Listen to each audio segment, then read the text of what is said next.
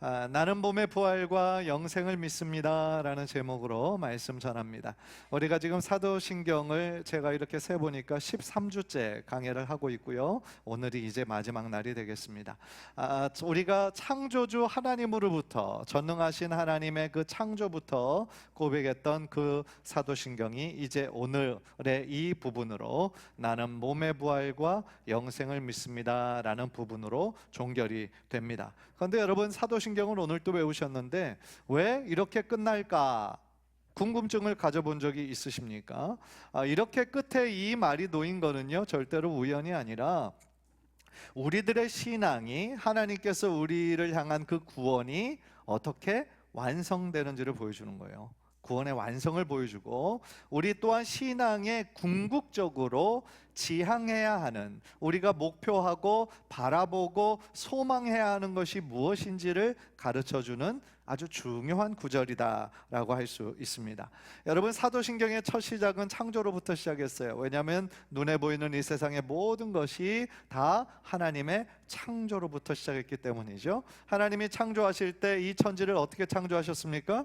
말씀으로 창조하셨죠. 그리고 이 땅에 죄가 들어와서 그 죄인을 구원하시기 위해서 예수님께서 오셔서 십자가와 부활을 하나님 예수님 감당하셨고요, 보혜사 성령님이 오셔서 지금도 우리들 안에 내주하시고 역사하고 계시고요, 그 다음에 거룩한 공교회와 성도의 교제와 우리의 죄의 용서함을 받는 것, 그리고 이제 오늘 마지막으로 몸의 부활과 영생까지, 어떻게 보면 우리들의 이 모든 구원사가, 하나님이 가지고 계신 구속사가 이렇게 흘러가고 있는 거죠. 창조, 타락, 구원, 완성, 이렇게. 그것이 이제 하나님의 구속사라고 말씀드릴 수가 있습니다. 즉 우리의 구원은요, 우리의 육체의 죽음으로 끝나는 것이 아니라 우리 예수님이 부활하신 것처럼 우리도 부활하여 우리 주님과 함께 영원한 생명을 누리게 된다라는 것입니다.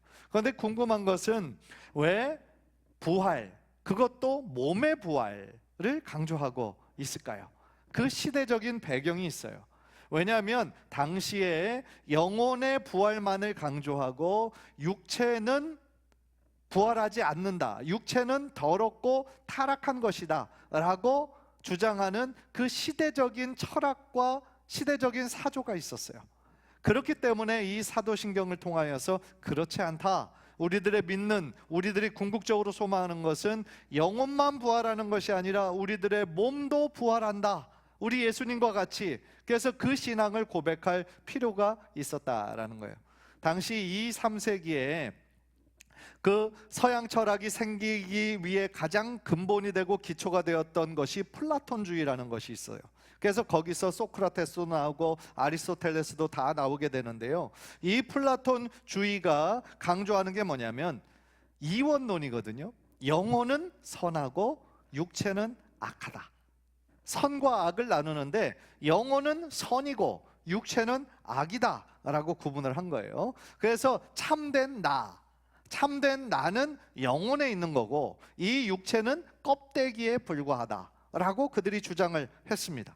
그래서 그들이 말하는 참된 구원은 이 육체, 이 껍데기인 육체로부터 해방이 되어서 영혼이 하늘로 올라가는 것이 바로 구원이다 라고 플라톤주의 그 철학은 그렇게 주장을 했던 것입니다. 또 영지주의라고 하는, 이 바울이 활동하던 시대에 아주 많은 영향을 미치고 있었던 이단 사조가 있었는데, 그 바울이 개척한 많은 교회에도 직간접적으로 많은 영향을 미쳤어요. 그래서 영지주의자들의 구원은 그노시스라고 하는 어떤 비밀스러운 깨달음을 얻는 것이 구원이다 라고 그들은 주장을 했고요, 인간의 육체는 타락한 것이기 때문에 구원받을 필요가 없다라고 주장하는 사람들이 영지주의자들이었어요. 그러니까 영지주의자들, 또 이 플라톤주의들, 이 일치된 것이 뭐냐면 철저한 이원론주의였다라는 거죠. 영혼은 선하고 육체는 악하다, 그래서 영혼만 구원받는다 라는 생각이 2, 3세기에 그것이 있었다라는 거예요. 그런 면에서 이 플라톤주의에 빠져 있고 영지주의에 빠져 있는 사람들이 생각할 때 육체의 부활, 몸의 부활을 얘기하는 우리의 기독교의 가르침이 그들이 보기에는 너무나 말이 안 되는 어리석은 그런 논리였다라는 거죠. 그런데 여러분은 당시 철학자들과 영지주의자들이 주장했던 것이 무엇이 잘못된 걸 여러분들 아시겠습니까? 그들의 주장처럼 인간의 영혼은 선하고 육체는 악한 것입니까? 그렇지 않다라는 겁니다. 왜냐하면요, 하나님께서 인간을 창조하실 때부터 육체와 영혼을 따로 분리하지 않으셨어요. 몸과 영혼이 하나인 존재로 우리를 창조하셨습니다. 물론 원죄가 들어왔죠. 아담과 하와의 범죄함을 통하여서 우리가 지난주에 다루었던 것처럼 하나님 같은 존재가 되려고 그 피조물된 그 자리에서 벗어나고 하나님이 내 삶의 주인이 아니라 내가 내 삶의 주인인 것처럼 행동하고 생각하는 그 모든 것, 그것이 바로 죄의 성향, 영어로 sinful nature, 죄된 성품, 그것이 바로 원죄거든요. 하나님 필요 없고 내가 하나님처럼 나의 삶을 주장하려고 하는 그 모든 것들이 죄의 시작이기, 그래서 원죄가 되어 우리 안에 흐르고 있지만 그렇다고 해서 우리 육체가 더럽다는 뜻은 아닌 것이죠. 그렇다면 그들이 주장하는 것처럼 인간의 영혼은 언제나 선합니까? 그것도 잘못됐다라는 거죠. 왜냐하면 하나님께서 제일 창조하셨을 때 아담과 하와에게 아직 죄가 들어오기 전에는 영혼도 육체도 다 선한 것이었죠. 완전한 것이었죠. 그러나 그들에게 죄가 들어오면서 그들의 영혼도 죄로 오염되어 버렸다, 왜곡되어 버렸다라는 것이죠. 따라서 우리가 구원을 얘기할 때 우리가 구원이 필요한 것은 우리의 영혼의 구원만을 의미하는 것이 아니라 우리의 몸과 영혼이 우리 주님의 은혜로 새롭게 되는 것, 하나님이 제일 처음에 창조하셨던 아름답고 온전한 상태로 회복되는 것, 그것이 바로 주님께서 원하시는 온전한 구원이다라는 것이죠. 그것이 바로 전인적인 구원이라고 부른다라는 거죠. 사도신경에서요, 이 몸의 부활을 또 강조한 이유가 있어요. 왜냐하면 당시에는 로마에 엄청난 핍박이 있었던 시대거든요. 2, 3세기에 아직 기독교가 공인화되기 이전에. 그러니까 정말 사자에 의해서 물어 찢기고 화형을 당하고, 또한 그들의 칼과 창으로 인해 찢김을 당하고, 그들의 믿음을 지키기 위해 얼마나 많은 사람들이 순교했는지 몰라요. 그런데 그들에게 이 몸의 부활의 메시지는 위로가 되고 그들에게 소망이 되었다라는 것이죠. 왜냐하면 그들의 육체는 사자의 밥이 되어 찢어 없어진다 할지라도 그것이 끝이 아니기 때문에, 하나님을 모르는 사람들이 생각하는 것처럼 그것으로 영원한 절망으로 끝나는 것이 아니라 하나님께서 다시 그들의 몸을 살리시고 회복시키실 것을 믿는 믿음이 그들에게 있었기 때문에 그들은 그 죽음의 위협 앞에서도 담대하고 의연하게 그들의 믿음을 지키며 그렇게 죽을 수 있었다라는 거죠. 그러니까 많은 순교자들이 그렇게 죽음 앞에서도 의연할 수 있었던 이유는 바로 이 부활의 믿음과 소망을 가지고 있었기 때문이다라는 거죠. 그러나 신앙이 없는 많은 사람들은 어떻습니까? 죽음을 두려워하죠. 왜요? 죽음으로 다 끝나는 걸로 생각을 하기 때문입니다. 아무리 위대한 철학자도, 아무리 권력이 많았던 권력자라고 할지라도 죽음 앞에서는 무기력한 거죠. 자신의 힘으로, 자신의 능력으로 5분 이상을 연장시킬 수 있는 힘이 없는 것이죠. 그러나 우리 그리스도인들은 죽음을 끝이라고 부르지 않습니다. 왜냐하면 예수 그리스도의 부활이 이미 사망과 죽음의 권세를 깨뜨리시고 이기셨기 때문이죠. 따라서 우리 예수님께서 3일 만에 부활하신 것처럼, 부활의 첫 열매가 되신 것처럼 우리 믿는 자들도 언젠가는 다시 부활할 것이고 영원한 생명으로 들어갈 것이기 때문이다 라는 것이죠. 그런데 오늘 본문을 보면요, 고린도 교회 안에서도 믿는 자들의 부활을 믿지 못하는 성도들이 있었던 것 같아요. 고린도전서 15장 12절 한번 다 함께 볼까요? 시작. 그리스도께서 죽은 자 가운데서 다시 살아나셨다 전파되었거늘 너희 중에서 어떤 사람들은 어찌하여 죽은 자 가운데서 부활이 없다 하느냐.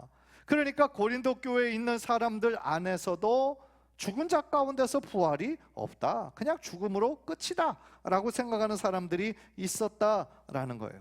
그러나 바울은 고린도서 15장이 부활장인데 이 15장을 쭉 읽어보면 절대로 그렇지 않다라고 얘기합니다. 예수님께서 3일 만에 부활하신 것이 너무나 확실한 것처럼 죽은 성도들의 부활도 너무나 확실하다라고 이야기하는 거죠. 심지어 바울은요, 믿음을 지키다가 먼저 이 세상을 떠난 사람들을 죽은 자라고 표현하지 않고 주 안에서 잠자는 자라고 얘기합니다.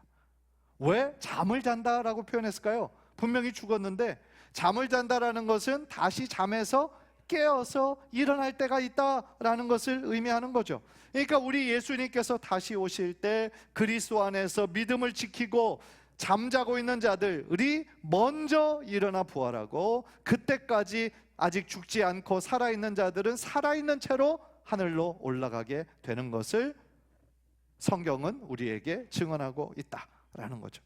19절 20절 우리 한번 다 함께 읽을까요? 시작. 만일 그리스도 안에서 우리가 바라는 것이 다만 이 세상의 삶뿐이면 모든 사람 가운데 우리가 더욱 불쌍한 자이러라.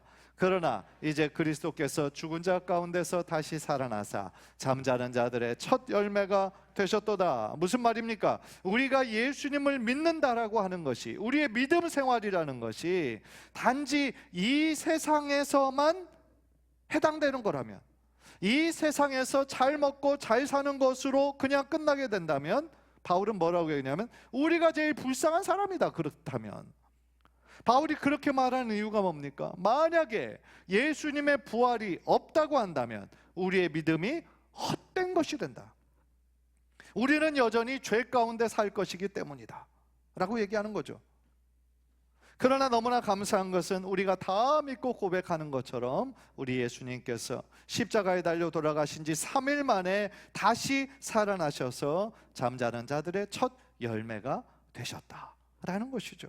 다시 말하면 예수님께서 부활의 첫 열매가 되셨다라는 것은 무슨 뜻입니까? 우리 믿는 모든 자들도 우리 예수님처럼 다시 부활할 것이다 라고 하는 보증이 되셨다. 우리 예수님의 부활이 바로 그런 뜻이죠. 사랑하는 성도 여러분, 우리 예수님께서 부활하신 것처럼 우리 모든 믿는 자들도 반드시 예수님과 같이 다시 살아나게 될 줄 믿습니다. 그것을 믿는 믿음이 우리들에게 있어야 되는 거예요. 우리에게 그런 믿음과 확신이 있기 때문에 우리가 이 땅 가운데 살아나갈 때 비록 힘들고 어려울 때가 많이 있지만 오늘 하루를 믿음으로 살아갈 수 있는 힘이 되는 근거가 된다라는 것이죠. 이 세상의 육체는요 어떻습니까? 시간이 지나면 힘을 잃어요. 병들어요. 늙어요. 그러나 우리가 부활할 몸은요 절대로 그렇지 않아요. 썩지 않습니다. 영광스럽고 약한 것이 아니라 강한 것으로 다시 살아난다라고 얘기합니다. 그것이 바로 부활체인 거예요. 지금의 육체와는 다르지만 영광스러운 몸으로 육체, 실체를 가진 부활체로 우리는 새롭게 된다라는 거죠. 42절, 44절 우리 한번 보실까요? 우리는 다 함께 읽읍시다. 시작. 죽은 자의 부활도 그와 같으니 썩을 것으로 심고 썩지 아니할 것으로 다시 살아나며, 욕된 것으로 심고 영광스러운 것으로 다시 살아나며, 약한 것으로 심고 강한 것으로 다시 살아나며, 육의 몸으로 심고 신령한 몸으로 다시 살아나나니 육의 몸이 있은즉 또 영의 몸도 있느니라. 아멘. 따라서요, 부활의 첫 열매가 되셔서 우리에게 부활의 소망을 주시고 우리도 예수님과 같이 다시 부활할 것을 믿는 확실한 믿음을 가지고 언제나 감사하며 살아가시는 귀한 성도님들 되시기를 주님의 이름으로 간절히 축복합니다.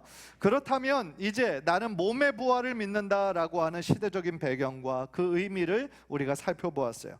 그렇다면 이어지는 나는 영생을 믿습니다 라는 그 고백은 어떤 의미가 있을까요? 영생이라는 말은 문자적으로는 영원한 생명을 뜻합니다. 영원히 계속되는 삶을 의미합니다. 그런데요, 우리가 반드시 기억해야 하는 것이 있어요. 그게 뭐냐면 영생의 성경적인 의미가 단순히 죽지 않고 시간이 지속되는 거, 그거를 의미하는 것이 아니라는 거예요. 성경이 얘기하는 영생은요, 하나님과의 영원한 관계를 의미하는 거예요. 하나님과의 영원한 관계, 하나님과 절대로 끊어지지 않는 관계, 영원히 그분과 함께하는 삶, 그것을 영생이다 라고 성경은 이야기합니다. 요한복음 17장 3절, 중요한 구절인데요, 우리 한번 다 함께 읽읍시다. 시작. 영생은 곧 유일하신 참 하나님과 그가 보내신 자 예수 그리스도를 아는 것이니이다. 여기서 말하는 이 영생은요, 영생의 정의가 아니에요. 영생의 조건이에요.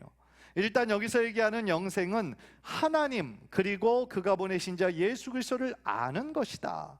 어떤 지식적인 알미 영생이다라는 것처럼 보여요. 그러나 그렇지 않다라는 거예요. 예수님께서 의미하셨던, 말씀하셨던 이 영생은요, 시간적인 개념이 아니에요. 시간적인 개념의 영원이 아니라 영원한 하나님의 통치를 받는 것, 그리고 하나님과의 교제를 통해서 오는 하나님의 풍성함 속에 우리가 참여하는 것, 그것이 바로 영생이다 라고 이야기하고 있는 거예요. 따라서 우리가요, 하나님의 온전한 통치를 받고요, 하나님 예비하신 풍성한 은혜 가운데 누리는 그 삶에 참여하기 위해서 우리에게 전제되어야 되는 한 가지 조건이 있습니다. 그게 뭘까요? 우리에게 참 생명이신 예수님을 인격적으로 만나야 된다라는 거예요. 예수님이신, 참 생명이신 예수님을 우리가 인격적으로 만나야 하나님이 예비하신 풍성한 은혜의 자리에 우리가 들어갈 수 있다라는 거죠. 예수님께서 뭐라고 말씀하셨습니까? 나는 부활이요 생명이니 라고 말씀을 하십니다. 나는 부활이요 생명이다. 또한 내가 곧 길이요 진리요 생명이다. 내가 곧 생명이다 라고 말씀을 하시는 거예요. 그러니까 우리가 예수님을 인격적으로 만날 때에 예수의 참 생명이 어떻게 됩니까? 우리 안에 거하게 되는 거예요. 예수의 생명이 우리 안에 거하게 되는 거고요, 더 나아가 우리가 예수의 생명에 마치 접붙임 받아 살아갈 수 있게 된다라는 것이죠. 요한복음 5장 24절 우리 한번 다 함께요. 시작. 진실로 너희에게 이르노니 내 말을 듣고 또 나 보내신 이를 믿는 자는 영생을 얻었고 심판에 이르지 아니하나니 사망에서 생명으로 옮겼느니라. 아멘. 이 구절에서 예수님은 영생을 얻었다라는 말을 제일 뒷부분에 나오는 것처럼 사망에서 생명으로 옮겨졌다라고 얘기를 합니다. 제가 방금 전에 이 생명 되신 분이 누구라고 말씀드렸습니까? 예수 그리스도죠. 예수가 곧 생명인 거예요. 예수가 참 생명인 겁니다. 따라서 이제 우리는 예수 그리스도를 믿음으로 말미암아 어둠 가운데 있는 우리들이 빛으로, 어둠에 속했던 우리들이 빛의 자녀가 되는 것이고, 사망과 죽음 가운데 있던 우리들이 어디로? 생명으로 옮겨지게 되었다라는 것이죠. 놀라운 사건이죠. 또한 이 구절에서 중요한 것이 있습니다. 예수님께서 영생을 설명하실 때 우리가 다 죽어서 천국에서 누릴 그 영원히 살아가는 그 미래적인 사건으로 말씀하지 않으시고 뭐라고 얘기하셨습니까? 내 말을 듣고 또 나 보내신 하나님을 믿는 자는 영생을 이미 얻었다 라고 현재적인 선언으로 말씀해 주신다라는 거예요. 즉 하나님을 믿고 우리가 예수 그리스도를 믿게 될 때 어떻게 됩니까? 예수의 새로운 생명이 우리 안에 들어오고 나의 삶에 하나님의 통치가 시작된다 라는 것이죠. 따라서 영생은요, 우리가 죽고 나서 천국에서 우리에게 주어지는 미래적 사건이 아니라 우리 모든 크리스찬에게는 이미 주어진 하나님의 놀라운 은혜요 축복이다 라는 거죠. 이 내용을 잘 담고 있는 찬송가가 하나 있는데 바로 찬송가 446장 나 이제 주님의 새 생명 얻은 몸이라는 찬양이에요. 여러분 이 찬양의 가사를 제가 말씀드린 것을 기억하면서 한번 읽어보십시오. 나 이제 주님의 새 생명 얻은 몸, 옛것은 지나고 새 사람이 되었어요. 그 생명이 누구예요? 바로 예수 그리스도의 생명을 의미하는 거죠. 내 마음에 강같이 흐르고 예수의 그 사랑이 내게서 해같이 빛난다 후렴, 영생을 어떻게 해요? 누리며. 영생을 앞으로 우리가 죽어서 누리는 것이 아니라 지금 이 순간 예수 그리스도의 생명을 어떻게 하는 거예요? 누리는 거예요. 하나님의 은혜의 그 풍성함, 그 바다와 같은 풍성한 은혜와 깊고 넓은 사랑을 누리는 거예요. 그리고 주 안에 사는 거예요. 언제요? 오늘도 내일도 주와 함께 사는 거예요. 2절은 이렇게 얘기합니다. 주 안에 감추인 새 생명, 예수의 새 생명을 얻게 되었더니 얻고 보니 이전에 내가 좋다고 생각하는 것 이제는 아무것도 의미가 없더라. 바울의 고백이랑 비슷하죠. 그 다음에 하늘의 은혜와 평화를 내가 맛보니까 찬송과 기도로 내가 주와 함께 사는 것이 너무나 소중한 것을 알게 되었다라는 거죠. 그 다음에 영생을 누리며 주와 함께 살리라. 오늘도 내일도 주와 함께 살리라. 우리 4절은 우리 다 함께 한번 고백해 볼까요? 주 따라가는 길 험하고 멀어도, 주 따라가는 길 험하고 멀어도 찬송을 부르며 뒤따라가리라. 나 주를 모시고 영원히 살리라. 날마다 섬기며 주와 함께 살리라. 영생을 누리며 영생을 누리며 주 안에 살리라. 오늘도 내일도 주와 함께 살리라. 할렐루야. 이처럼 영생은요, 우리가 죽은 뒤에 시작되는 것이 아니에요. 예수님을 우리가 우리의 구원자로 믿고 받아들이는 그 순간부터 이미 시작되었다라는 거예요. 지금 우리가 하나님과 교제하면서 주님의 뜻에 순종하면서 오늘도 내일도 날마다 주님 붙잡고 동행하며 사는 것, 그것이 바로 영생의 삶이다 라는 거죠. 간절히 바라기는 영생이 미래의 약속일 뿐 아니라 현재 우리에게 주어진 특권이요 축복임을 깨닫고 언제나 그 기쁨을 누리며 사시는 우리 성도님들 되시기를 주님의 이름으로 간절히 축복합니다. 마지막으로 제가 오늘 설교의 이 주제를 묵상하면서 이런 생각이 떠올랐어요. 우리가 부활해서 새롭게 되어서 우리가 가질 육체, 단순히 영혼만 부활하는 것이 아니라 우리의 육체도 새로워진다라고 말씀을 하시는데, 우리가 가질 육체의 모습은 과연 어떤 모습일까? 우리의 얼굴, 우리들의 건강 어떤 상태일까라는 궁금증이 생겼어요. 우리가 죽기 직전에 그 모습으로 천국에 올라가는 것일까? 아니면 그 사람의 가장 젊고 아름다웠던 그때의 모습일까? 우리들의 육체의 모습은 어떨까? 이 땅에서 장애를 가지고 평생의 불편함과 고통 가운데 살았던 사람들은 천국에서 어떻게 될까? 그런 상상을 한번 해봤어요. 분명한 거는요, 우리가 부활할 몸은 지금의 삶과 어느 정도 연속성이 있습니다. 연속성이 있는데 또한 완전히 다른 차원의 영광스러운 모습으로 변화될 것을 성경은 이야기하고 있어요. 성경은요, 부활한 우리들의 나이가 20대인지 30대인지 70대인지 80대인지 그런 거는 이야기해 주고 있지 않아요. 그리고 우리의 외모에 대해서도 묘사하지 않습니다. 그거는 성경의 관심사가 아니에요. 그러나 분명한 것은 천국에서 우리가 변화할 모습은 우리 예수님께서 부활하셔서 영광스러운 모습이 되신 것처럼 우리도 그렇게 변화될 것이다 라고 말씀해 주고 계세요. 빌립보서 3장 21절 우리 다 함께요. 시작.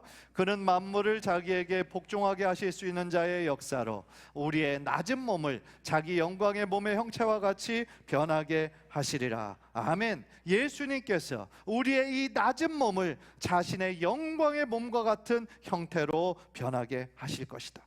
그건 어떤 모습일까요? 가장 완전하고 온전하고 아름다운 모습으로 우리가 변화될 것이다. 마치 죄가 들어오기 전에 에덴 동산에 있었던 아담과 하와의 모습처럼 하나님께서 창조하시고 너무 보기에 좋았더라 하신 그 상태로 우리도 변화될 것이다 라는 거죠. 그런 면에서요, 천국에서는 육체적인 장애를 가진 사람이 없어요. 하나도 없어요. 비록 이 땅에서는 많은 눈물이 있고 많은 상처와 결함이 있고 육체적인 장애가 있다 할지라도 천국에서는 그런 것이 전혀 없어요. 시각장애인은 보게 되고요, 청각장애인은 듣게 되고요, 다리가 불편한 사람은 걷고 뛰고 될 것이라고 이사야 선지자는 예언하고 있죠. 즉 천국에서는요, 모두가 영광스럽고 신령한 몸으로 변화되죠. 천국에는 암 환자도 없고요, 혈관성 질환도 없고요, 치매 환자도 없고요. 천국에는 모든 아픔과 상처는 다 사라지고요, 눈물은 다 사라지고 오직 주님 안에서 누리는 기쁨과 사랑과 평화만이 가득한 곳이 바로 우리 천국이다 라는 거죠. 따라서 천국에 있는 것도 있고 없는 것도 있는데요, 잘 들어보세요. 우리가 지금은 이 땅에 속해서 노화, 질병, 죽음, 그것으로 고통받죠. 그러나 천국에는요, 노화가 없어요, 질병이 없어요, 죽음이 없어요. 이 땅에서는 눈물이 있죠, 슬픔이 있죠, 고통과 애통이 있죠. 그러나 천국에는 눈물이 없어요. 오직 기쁨과 사랑과 찬양만이 존재하는 것이죠. 이 땅에서는 여전히 죄의 유혹들이 있어요. 불의와 위선들이 있습니다. 탐욕과 교만, 자아가 있어요. 그러나 천국은 오직 예수의 피로 깨끗하게 씻음받은 거룩한 사람들만 거하는, 거룩이 지배하는 곳이 될 것이다 라는 거예요. 이 땅에서는 어둠이 있고 밤이 있어요. 그러나 천국에는 어두움이 전혀 없어요. 천국은 밤이 없어요. 왜 그런지 아십니까? 하나님께서 친히 빛이 되시기 때문이다 라는 것이죠. 결론적으로 천국이 가장 좋은 이유가 있어요. 우리 하나님이 계시기 때문이다 라는 거죠. 물론 이곳에서도 하나님 계세요. 그러나 질적으로 다른 차이가 있습니다. 뭘까요? 우리가 이곳에서 하나님을 우리의 눈으로 볼 수 없고 믿음으로 봐요. 그죠? 우리의 믿음의 눈을 들어 하나님의 계심을 우리가 믿고 체험하고 느껴요. 그러나 천국에서는 단순히 우리가 느끼는 것이 아니라 하나님을 얼굴과 얼굴을 마주하여 보게 될 것이에요. 마치 예수님 시대에 예수님의 제자들이 예수님의 얼굴을 보고 서로 대화하고 서로 음식을 먹고 서로 친밀한 교제를 나누었던 것처럼 천국에서는 우리가 그토록 사랑하는 주님과 함께 얼굴과 얼굴을 맞대어 우리의 삶을 나누고 우리의 모든 것들을 주님께 아뢰어 드릴 것이다. 얼마나 좋겠어요. 그런 면에서 여러분들은 천국을 소망하십니까? 저는 정말 천국의 삶이요, 너무 기대돼요. 너무 기대되고 빨리 가고 싶어요. 그런데 또 오해하지 마셔야 되는 게 너무 빨리 가고 싶진 않아요. 가고 싶기는 합니다. 빨리 가고 싶어요. 그런데 너무 빨리 가고 싶지는 않아요. 적어도 나에게 주신 그 사명은 다 감당하고 가고 싶어요. 그래서 바울이 고백했던 것처럼 내가 믿음의 선한 싸움을 다 싸웠다 라고 주님께 고백했던 것처럼 나도 나에게 주신 이 사명 잘 마치고 믿음의 선한 싸움도 다 마치고 하나님 부르시는 그날에 내 두 손을 들고 하나님께 나가고 싶어요. 오늘 사도신경 시리즈를 마무리하면서 우리의 삶이 죽음으로 끝나는 것이 아니라고 제가 말씀드렸어요. 부활로 완성되는 거예요. 영혼만 부활하는 것이 아니에요. 우리의 육체도 부활합니다. 영원한 하나님의 말씀이 영원히 함께하는 영생의 삶을 우리가 소망할 뿐만 아니라 오늘도 영생의 삶을 누려야 된다라고 말씀드렸죠. 오늘도 내일도 언제나 우리와 함께 하시고 우리를 절대로 떠나지 않으시는 주님의 손을 붙잡고 언제나 주님과 함께 동행하는 축복의 인생, 축복의 발걸음 되시기를 주님의 이름으로 간절히 축복합니다. 기도하겠습니다.